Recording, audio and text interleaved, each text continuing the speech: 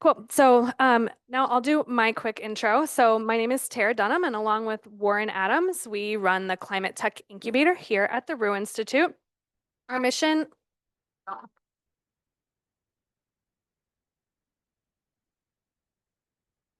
This is a little mock-up of Incubator and some of the support that we offer to our startups. So we are supporting bold entrepreneurs who are tackling the biggest climate change challenges, helping them turn transformative ideas into real impact in Maine and beyond. We currently have 20 startup members as part of our program, a dozen plus experts and residents. We provide investment and industry support and much more. We're also building a thriving ecosystem through Maine with events like this, partnerships, and other collaborations. Since we launched in September, we have been creating jobs, helping startups raise money, and making key connections for our members, and this is just the beginning. So we hope that you will stay engaged and help us make Maine the place for climate tech. Now I'll turn it over to Elizabeth to introduce E2 Tech and our speakers today.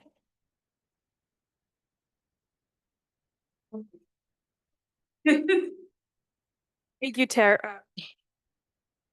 Thank you, Tara. Is this working? Yes. Perfect. All right.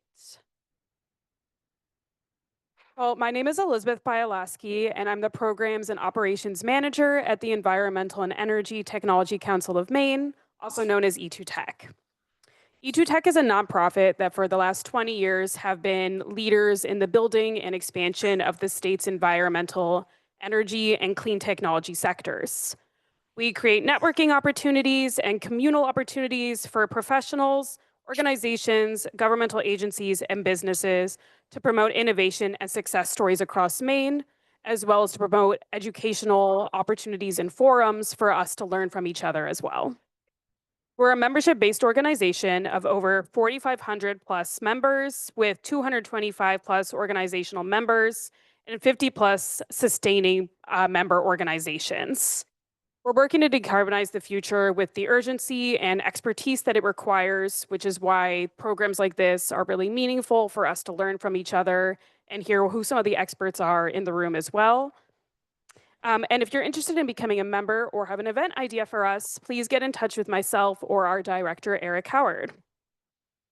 Now, I'd love to introduce our panelists for today, Anthony Lucia from New England Marine Monitoring and Cooper Van Vrecken from Ocean Data Network.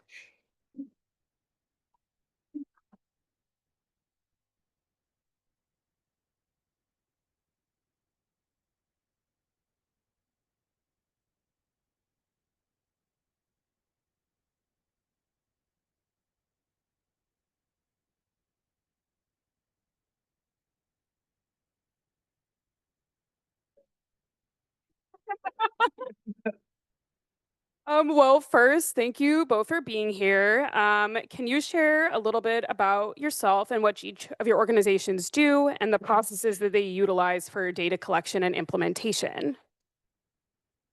I know you guys also have slides for this. Well, do you want to do the quick intros and then I'll pull up Yeah. slides and do Hello, I'm Anthony Lucia. I'm the COO at New England Marine Monitoring. Background in fisheries, I was a fisheries observer for a couple of years, actually out in the water, and then started getting involved in collecting similar data through cameras and technology. Awesome. Cooper Van Vrecken, so founder of Ocean Data Network. My background is actually as a commercial fisher, both here and then in Alaska, mechanical engineering, and then kind of fisheries science and all that, and kind of inspiration from that going into a kind of a really pure oceanographic line now. So. Yeah. Which one are you pulling up first? Who wants to go first? Whichever one is first. Yeah. All right. Oh, yes. Okay, so Ocean Data Network. I am also the co-chair of the Fishing Vessel Ocean Observing Network, which is kind of like a scientific consortium dedicated to the advancing of fishing vessel-based ocean observing. And so these slides are a bit of a smorgasbord of the different ones. And so setting the stage here, let's talk about ocean data today and where there are problems. So at the surface, very broadly speaking, satellites do pretty good job of measuring what's going on there. They're actually not as good in close to shore, but they still look there. And then out in the open ocean, you've got the tremendous success of those yellow things, which go up and down at 2,000 meters on a 10-day cycle. And so that leaves this kind of counterintuitive gap in close to shore. And so in close to shore, this is where all the action is. We live in close to shore. The economy is in close to shore. You know, tropical cyclones, before they hit land, go over close to shore. So there are a lot of impacts and sectors of the economy that are held back by this lack of data where it matters most. So what are we doing about that? How are we solving this gap? Really, this is, you know, from my perspective, the common sense solution to collect data in that subsurface domain, because fishing nets traps, they're being sent down to the bottom, they're fishing and they're getting hauled back up. So we send sensors like this, there's some more on the table there, along for the ride. And as soon as those sensors surface, they say, hey, I've got a packet of data. This one's just doing temperature. We've got fluorimetry over there.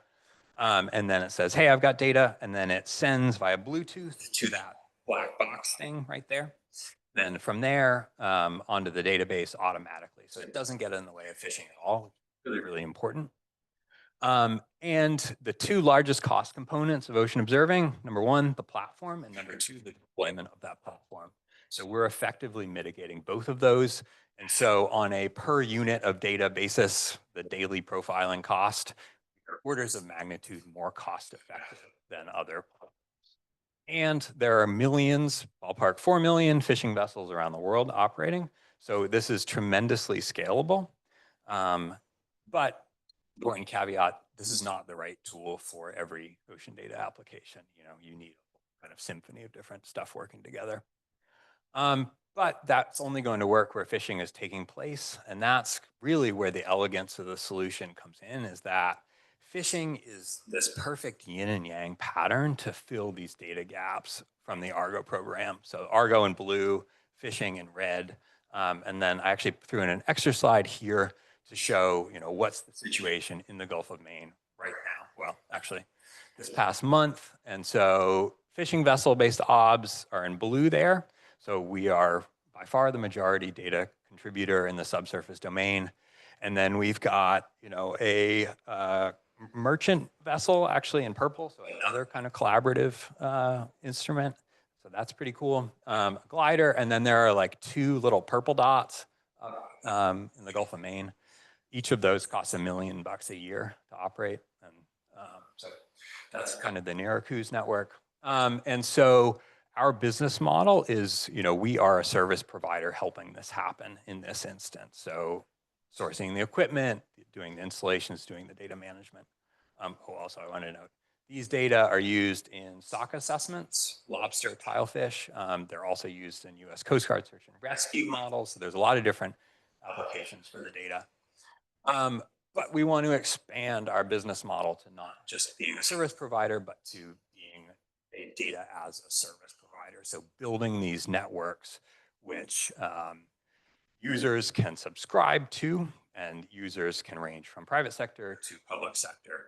And, you know, this kind of game-changing data coverage, which gets over a lot of this is, you know, really an innovation in the Ocean OBS network design, being able to do that and being able to offer this kind of cost-effective data coverage where no one else can get it. And then going back to the science, this is one of the things I'm proudest of, is, you know, doing it right. So, you know, we have this very, very close collaboration with the scientific consortium that I'm also leading. And this is in the same kind of style as the Argo network. We are the only startup to be leading a GOOS endorsed network. So the Global Ocean Observing System, it's the highest level UN coordinating body. So this is good from, you know, a rigor and, you know, doing things right, but it also feeds, you know, into our market and brings us business. So it's smart and beneficial, basically. I'll talk about that later. So yeah, that's it. On to Anthony.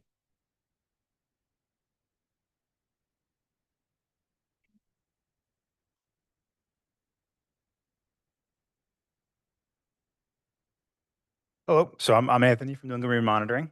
So we are a marine data collection company.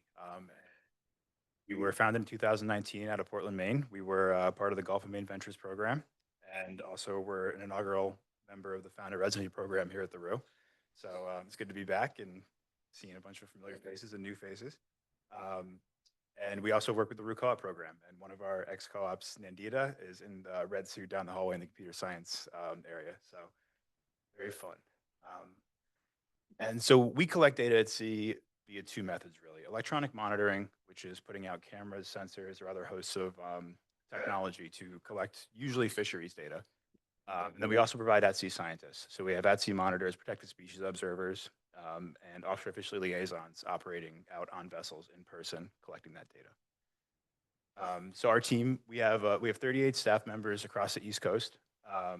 Combination of a bunch of different fields and disciplines, from project managers to at-sea scientists to technicians and IT people who are developing the gear, pushing the technology forward, and then video reviewers to review the sensor data and provide the data outputs to our project partners. So most pertinent to the climate change discussion, because we don't actively participate, contribute directly to climate data, and this is something I'm interested to discuss with everyone in this room, how we can maybe leverage some of the data that we have access to contribute to that conversation. So electronic monitoring is vessel or shoreside camera systems, and one of the benefits of EM over a person is that you can have continuous, affordable, safe, and verifiable data streams. So unlike an observer, you can go back and check your data and provide some of that rigor that a lot of regulatory bodies like to see. So we tailor our electronic monitoring systems to the project. So they can be anything from a purely sensor-based system that's recording some of those very simple vessel metrics like GPS, rotation sensors on the fishing gear, looking at the spools, what direction they're going, hydraulic sensors, temperature sensors, depth sensors, and then connecting it all with satellite or cellular, depending on the application for the project. We have a bunch of different cameras in our toolbox and go from a couple simple wide angle cameras all the way up to crazy cool pan-tilt zoom cameras with optical zoom, thermal cameras, and then cameras designed for machine learning. Because in this area where we're collecting years and years of fishing footage through multiple streams, there's a strong incentive to start to develop AI to help review that video. So it looks like my slides got a little. Yeah, sorry. No worries. But so I promise it wasn't like this when I sang. So these are some of the data streams we get from very commonly in our EM projects. So we get a lot of great biological data. So we can get catch composition, the percentage of catch and discard that the fishermen get. We can get species identification, and then we can do more enhanced biological stuff, reproductive staging, meat quality, parasite load, and things like that that are really good to have for the fishery. We also get vessel data, so we can identify the fishing gear, what they were fishing, how many times they fished it, time it was in the water. Fishermen and regulators really care about a thing called catch per unit effort. So how long am I spending with my net or gear in the water versus how much fish am I catching? And minimizing that helps reduce the impact on the environment, in addition to getting the fishermen more for less work, which they like. And then we can also get environmental data. So we have sensors that'll get depth, temperature, and then we can get weather and see the condition of the deck, look at wave height, wave action, that kind of stuff. So just kind of a project highlight, and one of the areas we cover, because we work in scallop, groundfish, tuna, snapper, a bunch of different lobster, a ton of different fisheries. But this is one really exciting project we have going on. So traditionally, an EM system is a computing unit wired to a bunch of cameras out in the deck, and the installation can be a little invasive, timely, expensive. So we built this sampling box, and this one little crate, it's about that tall, contains the entire EM system. It's all waterproof. It can go on deck. It has a monitor in the back so fishermen can see the scallops that they're measuring. And guys can move this around the fleet. They just plug it in with a battery or a power cable, turn it on, and they're good to go. So something like this, what we're using it for is government and state do scallop surveys, but they're not at the resolution that the fishery'd like to see. And this lets the fishermen go out and do this more across a wider variety of vessels very easily. And this can wirelessly offload the data back to us in real time if they would like to. They can review it. This is actually an image. It's super exciting for camera people like me that have been doing this for years, that, we were dealing with pretty low pixel stuff not that long ago. And now, like, this is what a fisherman's sending back to us at sea while he's measuring. So you have a guy collecting this quality of data in his regular workflow with minimal effort and an affordable, system that they don't even have to install. And so the future. So EM is a relatively new technology in the fisheries world. Um, it just became federally accepted in the Northeast as a data stream in 2020. So we're still working on how we match. Well, we've matched the existing data set to match their at sea programs, but there's so many other cool data streams that we can get from EM that we want to start putting into the getting to regulators, state and fishery people to help them make decisions. Um, and of course, we want to keep expanding our at-sea science work. We started as New England Marine Monitoring, but now we're very rapidly expanding down, especially into the Gulf Coast and Mid-Atlantic. And we would like to do a similar thing that we did with EM, with protected species observing and vessel strike avoidance, where it's currently a field where it's very human heavy. They're deploying a lot of people out in offshore construction vessels to sight for whales. And we believe that we can find a good overlap of what cameras are good at and what those people are good at to reduce costs, reduce organizational burden, and again, provide that verifiable data stream that people want. And lastly, integrate some of this data into climate modeling and helping make decisions, because we have years and years of geotag species data, professionally annotated data that we really think could help the fishery out, and it could be super important with how fast things are changing. As it stands, regulations and all of that are slow to change, and we're going to have to be quick on our feet in the future with how fast the stock and fishery is going to change. And I will add, if you're interested in getting out to sea, we're hiring 5 at-sea monitors for July training. So if anyone's curious on getting out there and doing some of this, let me know. Thank you very much. Yeah, thank you both so much. That was, really interesting to hear about the ways that your organizations both overlap and differentiate from themselves. And a lot of what you shared today will kind of dive deeper into some of the questions that we and hopefully the audience will have as well. So one of the questions that I had are, what are some trends that you are seeing in fishery and ocean data right now? So I think the big one obviously is climate change. It's kind of knocking us way off any basis that we've had. So in the past, a lot of times you would rely on what's called climatology and just assume that things are going to be how they have been in the past, and you get a statistical spread, and like that's good enough. That is not at all good enough, and things are getting way out of whack. And that can be from everything to like species distribution. I would say Iceland is not in the EU because of mackerel distribution shifts caused by climate change. And that can be, like undersea naval warfare operations. Like all of these things are very affected. The other thing is AI. It's like kind of buzzwordy, but particularly in what was previously weather prediction and is now being termed Earth system prediction. AI is a big data method. The ocean's a very small data place. And so we really, really need more data to feed these models. And it's really kind of changing the balance from compute power to what data do you have and who's got the better data and who's got the edge on the competition there. So. Yeah, and something that I see is, I see the same needs for faster decision making and utilizing data is in our world, it's acceptance of the data, how we format it and get data derived from our systems into stock assessments, into regulation, and that's a huge. It's been a huge barrier over the past couple of years, and figuring out how to standardize that and get that accepted is some work that we're looking forward to continuing, and then also figuring out how to pare down what you actually need from the cameras, because you can collect almost too much data. There's too much, and especially when you're talking about using it for regulation, there's a tendency of regulators to look for completely perfect when a person out at sea is not perfect, and they've been collecting this data for years and years. If we can't tell what a fish or two is, we still should try and find out a way to use it, and that can be a high bar to cross as well.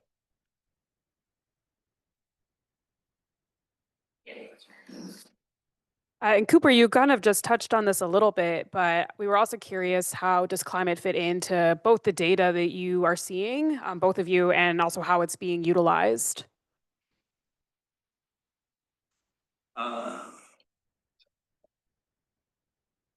Yeah, and I think there's, I mean, like our data, temperature data, ocean heat content, that's kind of the name of the game. And I think a lot of us also think like, oh, climate, that's wildfires. That's how, like, yes, it is climate, but something like 95% of global warming has gone into the ocean. So we may be creating it out here, but it's happening down there much more than we're experiencing up here. So, ocean data is really kind of the key to understanding that and making society able to, predict what's happening and then adapt to that.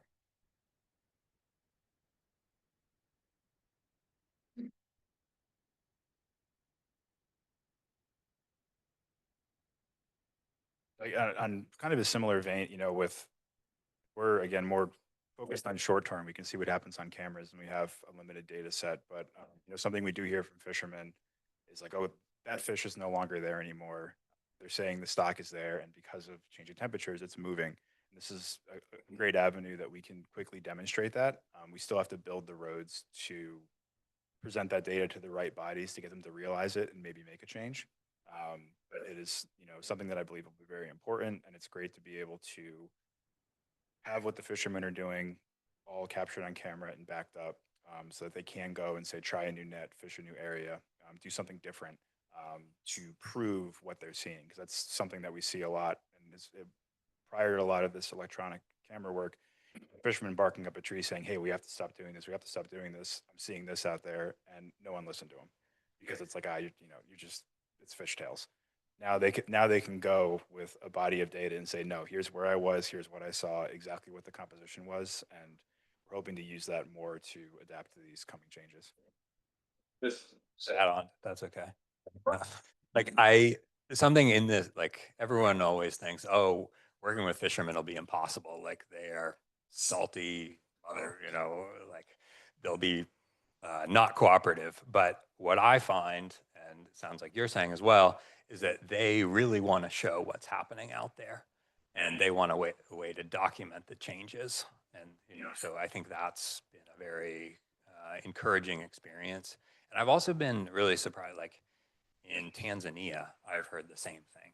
It's like, oh, I would not expect that. So, kind of around the world, they are invested in the future and are seeing things that regulators and scientists aren't able to keep up with. So I think it's a great collaboration across many different data streams.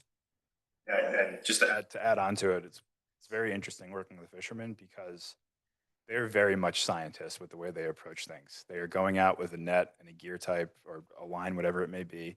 They're writing in a logbook what the temperatures are, and they're tracking all of that. So they're these, kind of thousands and thousands of their own little isolated research vessels, and they have tons of knowledge and information to share. And they can tell you, what the mix of fish is going to be at 15 degrees or 20 degrees, and it's amazing. Like they have a ton of wealth of knowledge out there that we can leverage to get a better understanding of how this is impacting everything.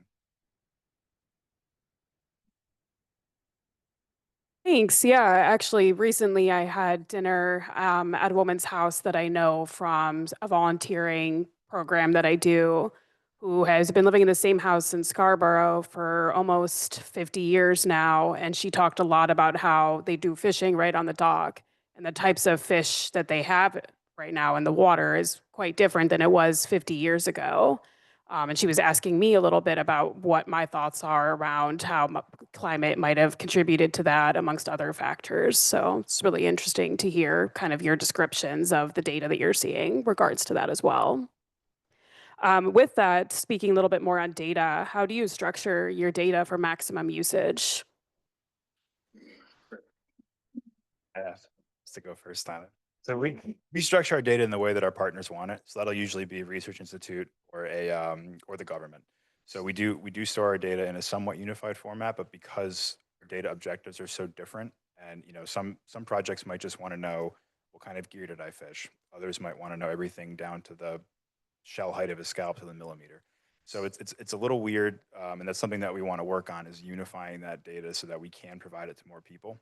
We run into the thing where we work with a bunch of different groups and they all want their data in a certain way. So we format it like that, but it makes it so interoperability is very difficult. Yeah, I think so. I didn't anticipate this in the way early days, but data management is so important. And that's now more than half of what we do is data management and data serving. So, we store everything in kind of a relational cloud-based format, and then we are serving in a variety of kind of interoperable API-like things, but especially for oceanography, and then metadata management, super important.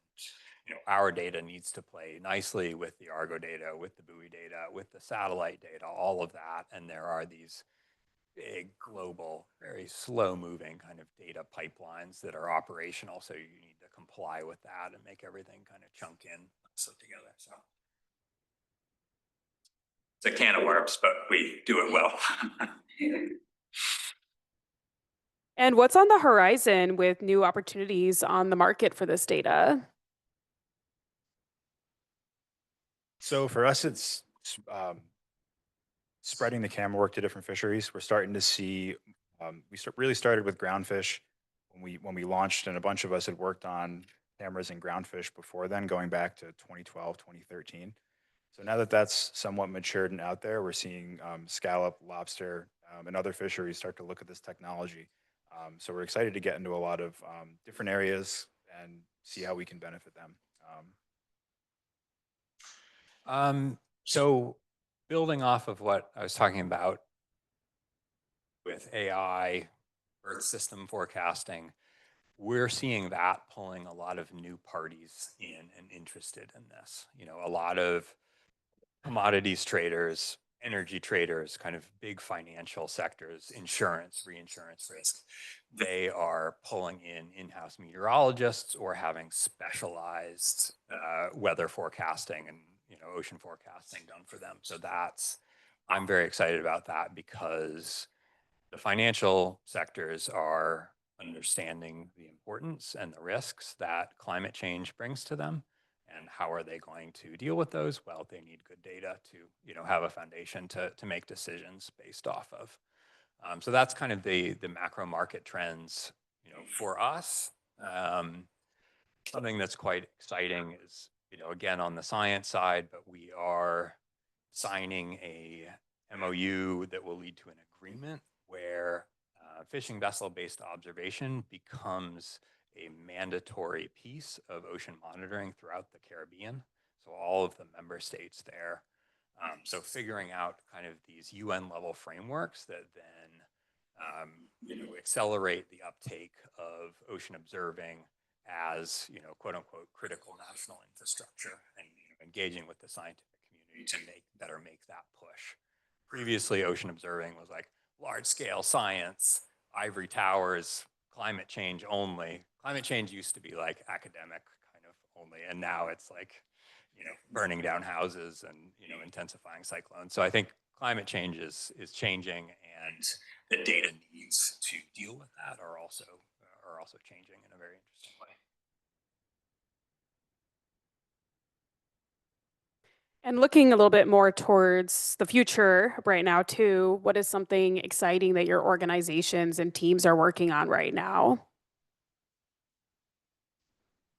So I talked a little about that scallop system in a box. That's an exciting thing that we've been working on. Another cool project we have, it's more in the AI space, but it was an idea called Fillet Finder. So we got a patent to identify fish using just the muscle structure of the fillet without actually having the entire individual present. And that's an effort to increase transparency in the seafood market. Mislabeling in the case is a big problem. So we're in like year 3 or 4 of working on that project, and we have pretty good success with cod, haddock, and pollock. And we went to a couple of fish distributors, and it was interesting. They were like, "Yeah, the fillet thing is great, but we actually still have trouble with the whole fish." So we developed an app that will differentiate between a couple species of snapper that is difficult to tell by person and train their staff up on. and they have a pilot tablet out, and they're using it in their facilities. And they've just been, giving us more and more feedback. So we're looking very forward to getting that more integrated and getting a bunch of species under the umbrella.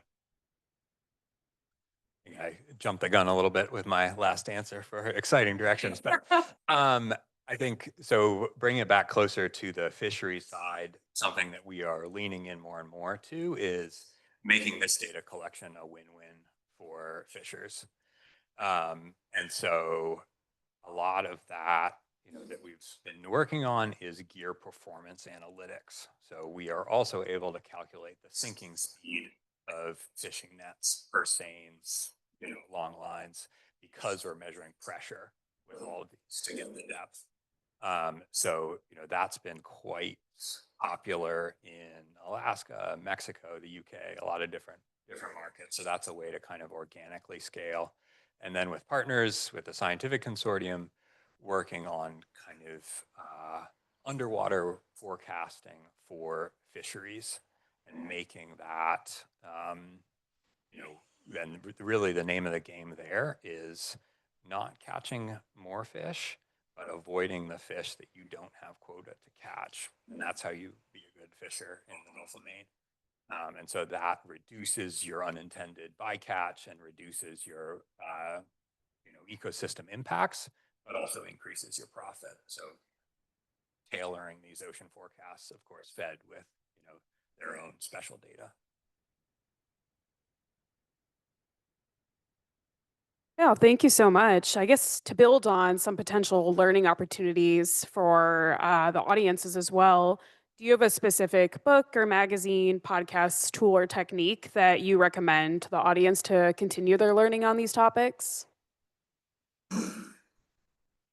So for all things EM and fish related, there's a website called EM4Fish, and they do a great job of collecting different EM efforts from all over the country and posting articles. That's a great place to see what's different projects are happening, different research, what government's doing what. It's a pretty cool site.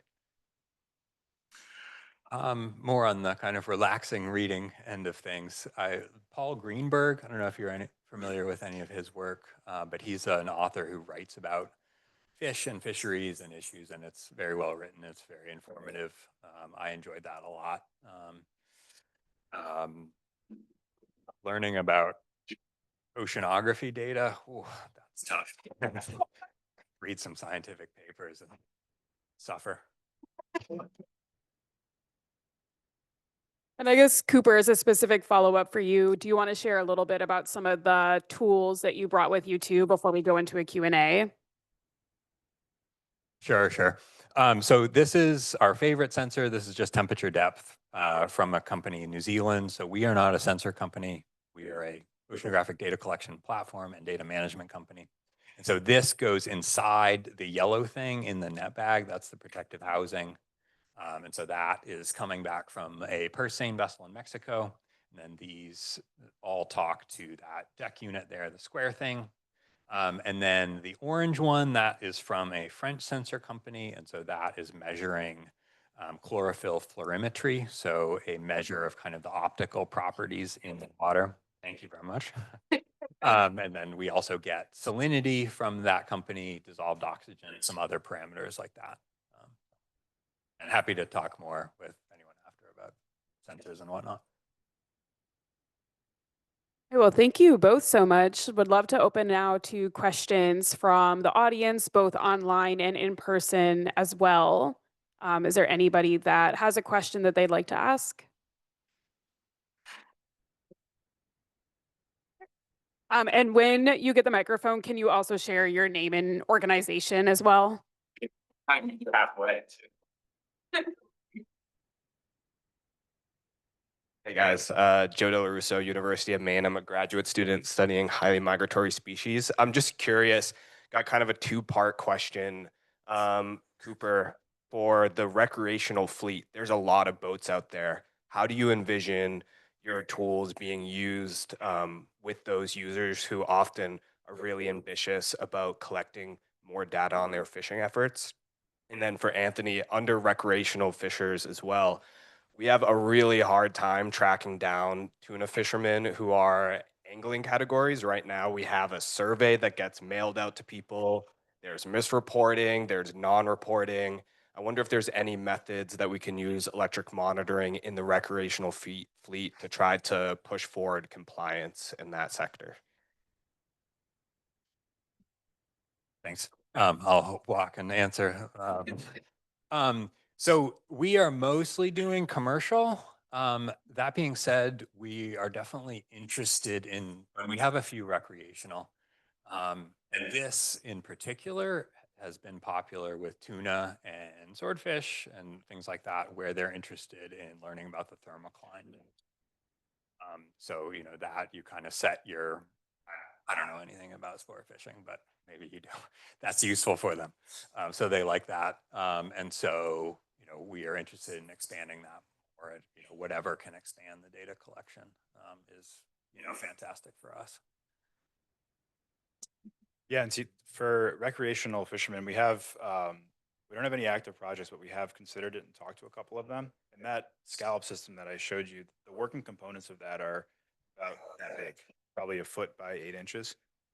That could easily be put into, you know, a rocket launcher with a battery pack and get video of a back deck, which is we've been asked by some sport fishing tournaments that they were curious about using a setup like that to maybe do a subset of boats to verify catch, make sure that, you know, guys are reporting the times right and all of that. And then on the sensor side, there are even lighter weight deployments you can do with that might just have GPS and effort areas, stuff like that. So there's a ton of abilities. It's really, and especially for the recreational fleet, it's the incentive to put it on and getting it on their boat. It's been the barrier for that. Do you have a question?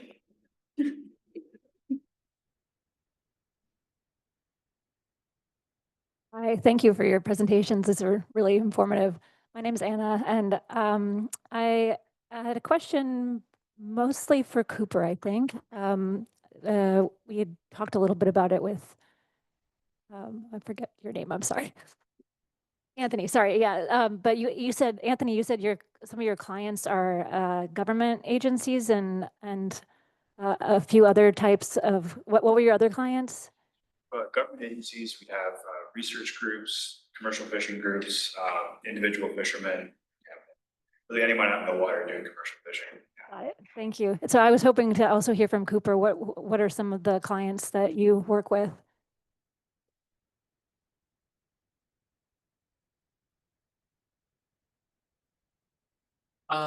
We have a pretty wide array of clients. Our biggest clients are fishing industry themselves. So like the gear analytics I talked about, the US Navy, NOAA, UK Met Office, and then like the equivalent of that, and then different scientific organizations, you know, in Tanzania and, you know, stuff like that.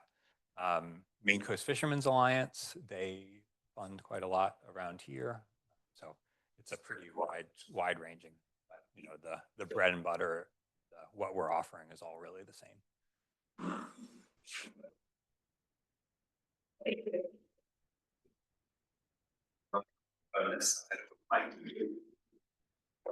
Felipe from GMRI. Thank you for your presentation. My question is, well, you mentioned that you are doing stuff with AI, right?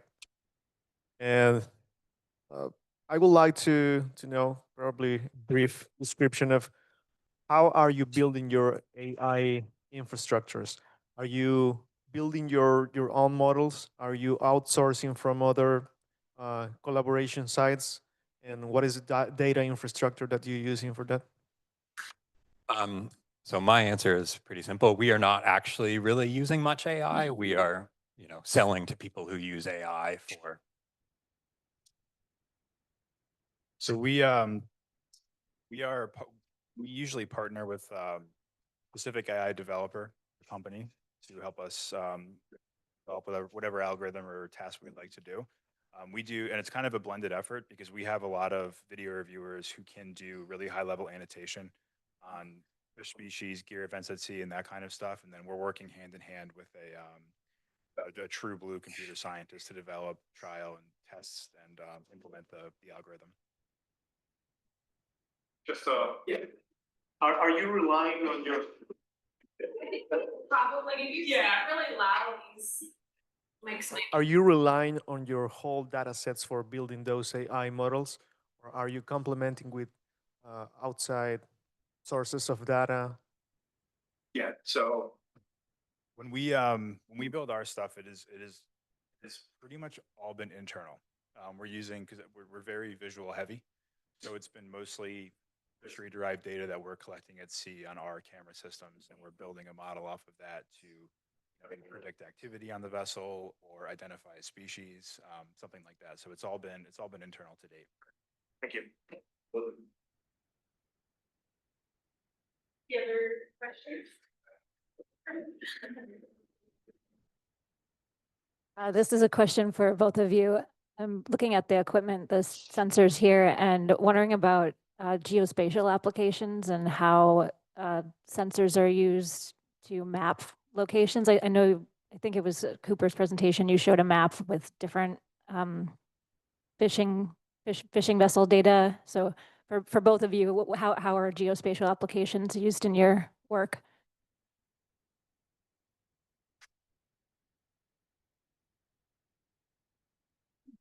So for us, the geospatial is very important because different stocks of fish and quotas there's imaginary lines in the ocean, and if you catch a fish over one line, it comes off one quota versus the other. So when we're documenting where they're catching and discarding fish, everything is tagged with a GPS coordinate, and that fish will come off the quota for the correct area. So it's the vessel tracks and where they're doing what is very important. And I think at the most basic level, it's really, you need to know where the temperature, the salinity observation is coming from, and then that gets chunked into the model grids that our customers are running.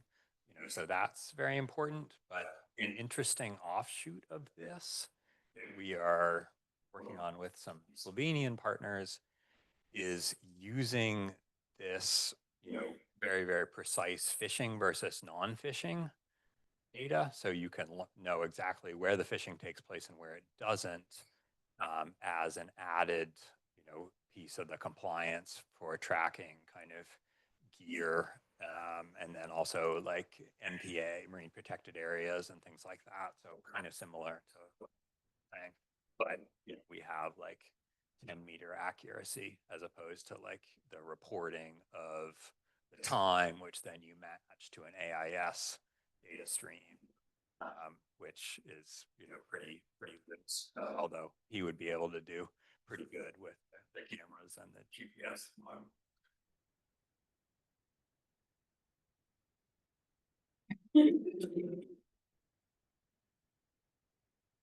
This might sound naive or be a dumb question, but like my memory of fishermen and data is them being very protective of that information, and it feels like something that kind of hasn't come up. Is like, how do you, especially when you're thinking about thinking of data as a product, how are you addressing like ownership of the data and data protection and secrecy around fishing data, I guess is my question. Well, I am very happy that I don't do anything with catch data because our data is very non-controversial. It's not data that they're used to collecting, and so they. Still location. It is location. The response that we get most often now is everybody already knows where everybody else is fishing. There's no more secrets anymore in this industry. And like there are publicly available websites where you can just like look at all the AIS tracks and identify the vessels and where they are.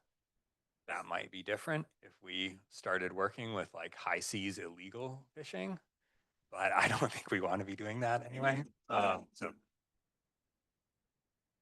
Yeah, and we have some pretty serious data, pretty sensitive data, with guys on their boats every day working. I mean, when they're hanging out between hauls. So we have very strong data agreements with all of our vessels, and we will pretty much start with being very, very constrained, and we'll ask them individually if they'd like to share it for each individual effort. And like Cooper said, on the whole, everyone's always been like willing to share it and happy to do it. And we're looking ahead. It is going to be interesting, especially with training AI. You know, if you have imagery from five or six different vessels you're using to build some kind of species ID algorithm, whatever it may be, navigating that and the ownership over the training data and the raw data coming in is a discussion that we'll have to have with our fishermen and figure out how they want to handle it. And on the sensor side as well, like, you know, it's the data that we collect gets better and better the more vessels that are in it. If you have a better picture of what's going on with who's catching what and where, we can help guys hone in and perform better on the seas. But having them, you know, everyone wants to see it all, but they might not want to contribute. So that's going to be something that we have to work on, and any product in the future is going to have some kind of opt-in or opt-out. That's how we've kind of envisioned it, where it's like if you opt in to sharing your data, you get access to the whole kit and caboodle. Maybe it goes fleet by fleet, but yeah, like you said, it is especially for our stuff because we do deal with catch data. People's faces are on camera. It's a touchy subject. Yeah. Thank you. Okay, as a startup support organization, I'm curious about your startup journey. You guys are both Mainers or built your businesses here in Maine, and in just a few short years have gained a lot of traction and have paying customers and are working all over the world now. So, can you tell me a little bit about that journey, or maybe just like for some of the entrepreneurs in the audience, like what was an insight that helped you get where you are?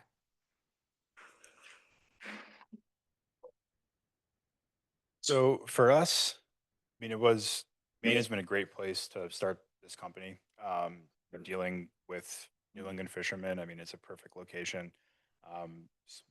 Places like the Roo, we've worked with Maine Coast Fishermen's Alliance as well, tons of support groups. So it was really a perfect fit. We also had a lot of people that had worked in fisheries for years when we first started the company. We started with 3 people, but we all had a background. So that was a huge help. And I guess like the biggest thing along the way has been flexibility. When we started this company, we just wanted to be guys that went out and helped other companies install cameras on boats and review the video for them. And within a year or two, we were like, we don't know if we like how this is going, whatever. Like, oh, maybe we'll make our own EM system. Then it's like, all right, well, maybe we'll start leading projects. And we kind of took whatever came at us and expanded and expanded. And it's a fun ride, open to everything. And, taking feedback from clients. We've integrated stuff into our electronic monitoring system just based on fishermen being like, hey, have you looked at this? Like, you try this. And even though it's not someone coming from a technology background, like, you take that feedback in and it's making a continually better product by being really responsive and not getting too set in our ways. I'll be a little more negative. I guess so. It's really, really challenging in the quote unquote blue economy. And just because you can solve this like pressing existential societal need doesn't mean anybody's going to pay for it. And so that's been extremely challenging and disheartening. And I think we have figured it out, and we are succeeding, and that's really, really rewarding. But there is a lot in the blue economy and around oceans that is funded by governments. And if government is your first client as a startup, that's a bad place to be. Government contracting is terrible. So even though we have figured it out, I also would not recommend that.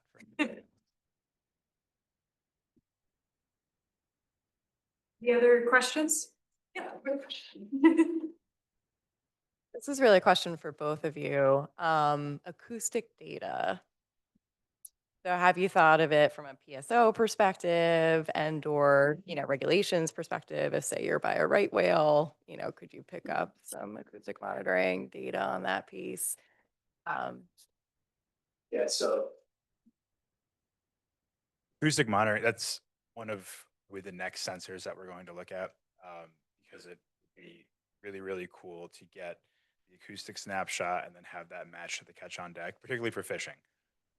So that is a data stream that we're very interested in pulling in and looking at, and especially on a lot of your larger commercial fishing boats have that on there. So we've been looking at ways to pipe that in and match it to the EM data. So it's, and same thing with for vessel strike avoidance or PSO, looking at that, maybe using acoustic signature to direct a camera to monitor a particular area is something that we've thought of. And yeah, it's really, yeah, I've been very pumped about acoustic data for a little bit and getting it in. So we're finally to a spot where we've got the camera stuff figured out, and we'll start to look at those data streams. That's first on the list.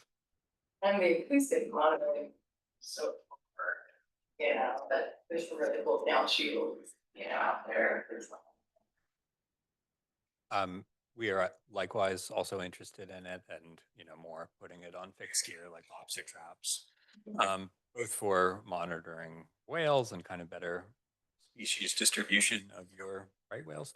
But then also there's a lot of defense applications for that data, so definitely of interest. But it's also heavier data than we're used to dealing with. So there's some challenges there that are solvable. But.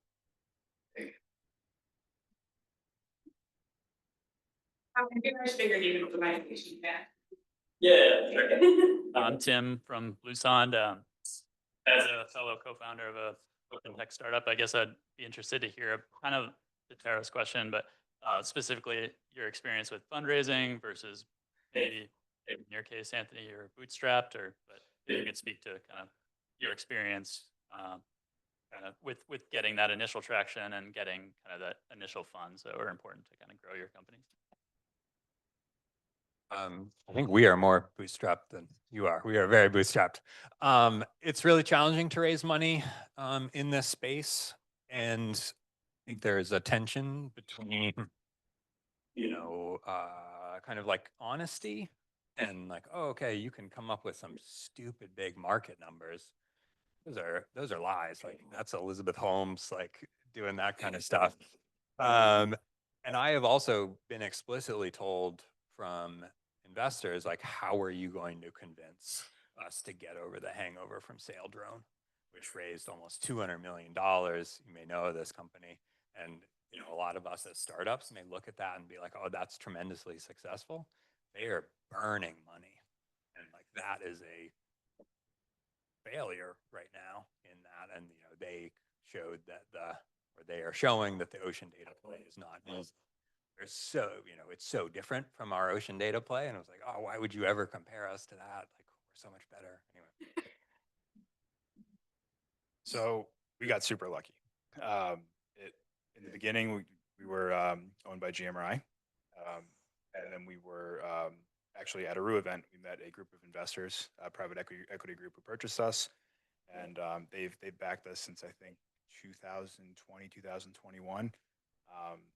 And, we talked them through the business model and explained to them like, hey, this is fishing. Sometimes boats don't go for a month. So it's been tough to deal with that up and down, but they're used to it. They've been very supportive and helpful. And we've been profitable for the last couple of years. And it's been a battle. And like I said, like putting together a lot of government contracting and projects can be really difficult. And like, especially now where, overnight you could lose them or doesn't get something happens, something doesn't get funded.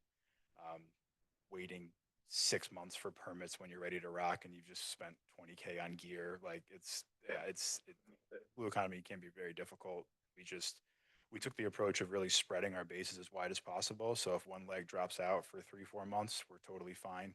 And then we've had our staff flex around the projects, and it provides more interesting jobs for them, and then provides us with that stability to get through, the ups and downs of fishing, and then also the kind of grant-based and government contracting. So. Yeah, go ahead. And this will be our last question. Yeah. Okay. So this is partly for selfish reasons, but I think it is like a larger question. Like you guys both have really interesting, awesome data sets. What are kind of like, how do you think about your policies towards sharing? Because like your data mixed with his data mixed with other data is powerful. Like is your data infrastructure geared toward interoperability and sort of sharing ability, and I think goes towards data governance too. Like if you start pushing data that you collect to someone else, maybe the fishermen get here. I don't know. So that's a very like current question for us is, you know, the kind of data standards we've had to hit has been changing rapidly as far, especially from the NOAA environment. Over the past 2 or 3 years, they've really settled down on what they want to collect, and it changes very little year to year. So we're able to keep a more consistent data set. So now that we have that, and we have, you know, stable participants in these projects for years and years, we're starting to look at how we do that, like talking to sectors and groups of fishermen to what you know, what kind of information is helpful for you to have for your operation, and then we can look around to partner with guys like Cooper that might have what's going on under the ocean to pair it together. And luckily, the fishermen are willing to work with us, and if it's their data, you know, we'll have to talk to them, make sure they feel good about it, but that we can pull this stuff and link it up because it really is, especially sensor data. You know, you can transform and format that to make it interoperable and tie it to anything. So it's a really exciting aspect that we're working on now. And I think in some sense, we kind of have some of the opposite problems in that oceanographic data has been mandated to be open since, I don't know, like the 60s or something. Some of these comms protocols are from the 70s. So interoperability, all of that is like baked in from the very, very beginning. And yeah, there is progress that needs to be made on that. And, you know, that 70s GTS protocol is being replaced. Thank goodness. So, you know, on that side, like, yes, it's mandated to be open a lot of the time, and that's like baked into a contract. Some of that, though, kind of prevents some innovation because if you know, only get funded to collect it once, you aren't really, there's not really this framework for monetizing it multiple times, which, you know, actually can be detrimental to the scientific community, to everybody as well, particularly if you can do it so cheaply. It becomes kind of a cost insensitive sector. There's some exciting progress on that front. So a lot of our data is open, but it's always anonymized. So you can't really pick out which vessel does that. But sharing with Anthony or something like that would be no problem. You know, we just get the officials on board and the captain. So.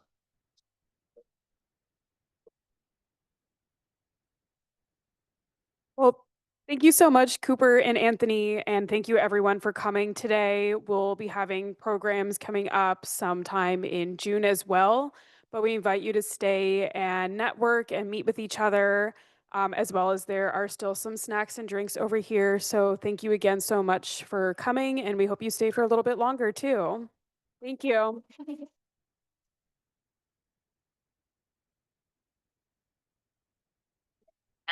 you doing? How are you?